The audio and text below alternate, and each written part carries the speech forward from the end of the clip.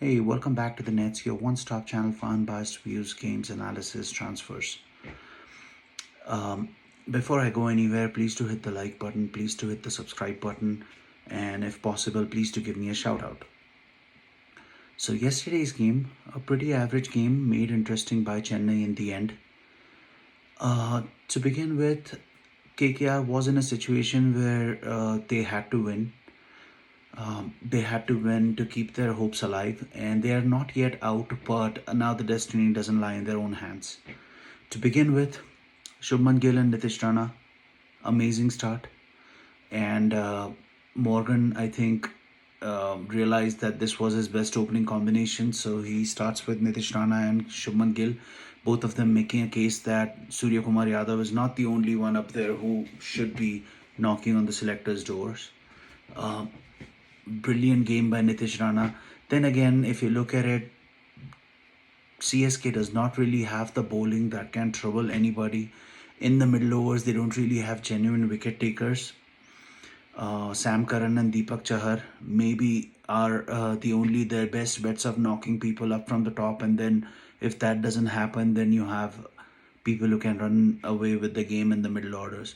But the good thing was Dinesh Karthik managed to get a little cameo in the end, and I think that was the reason why the score did get boosted up.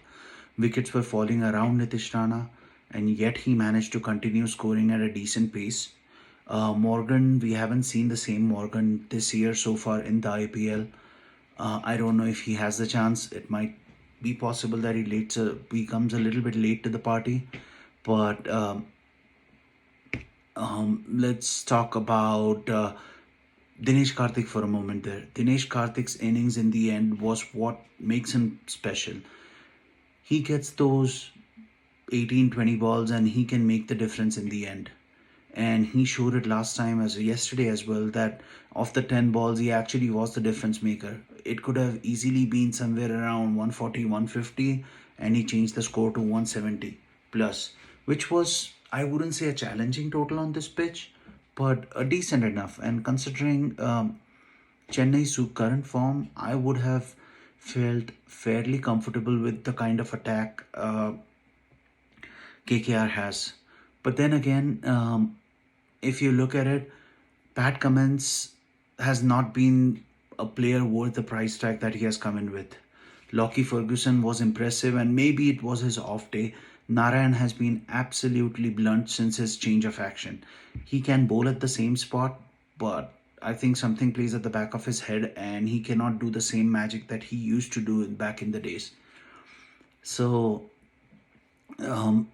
it was again another youngster, Gaikwad, who was probably running away with the game, and he was playing with Raidu. Great start, great consistent inning. They were on par with the run rate, and then out of blue, Raidu decides to play an absolutely crazy shot after he had already got two boundaries in the same over. He throws that. Chennai KKR gets an opening, and in walks in Dhoni. Now, the fun thing here is Dhoni's selectors have already said that he will be, not the selectors, Dhoni's Chennai owners have already said that Dhoni will be captaining them. With the way Dhoni has been getting out in this tournament, unless Dhoni plays consistently at the domestic level, I do not see Dhoni improving against quality bowling. Yes, he might have been rusty, but what stands out is his reflexes have gone down massively. Chakravorthy outfoxed him with a quicker one, a ball that came in 107 miles an hour. 107 kilometers an hour probably tells you Dhoni is not really doing what he used to do to the spinners back in the days. And again, age is catching up, no questions there, 39 plus. But if Dhoni doesn't manage to play consistently at the domestic level, this may not end up well. The next IPL may not end up well for Dhoni as a batsman. Dhoni as a captain might be able to spring a surprise. But then again, I feel that Dhoni as a captain is also losing his charm a little bit, considering he didn't see the spark in Gaikwad at the start of this inning. Gaikwad, with the same amount of games that he has given Raidu or Watson might have given different results. But then again, could have, should have, would have. So let's not talk about that. Uh, Dhoni lost his wicket. In walks in Sam Curran again. Do not know why he gets promoted ahead of Jadeja. Jadeja has been an international performer, a proven match winner, and he comes in. Sam Curran comes in, tries to play unconventional shots and does not get him anywhere, and then in walks Jadeja. Again, bad day to be Lockie Ferguson. Ferguson was handed the biggest task of, I think, 19th over after Pat Cummins had probably bowled the best over of the IPL so far for himself. 4 runs in the 17th over. Lockie Ferguson had 2 overs to defend 30, and he gave away with a no ball and a free hit, and Jadeja capitalized it. So, with that being said, it was still 10 runs to be needed from the last, and Nagarkoti did brilliantly for the first 2 balls. But then the experience of Jadeja comes in.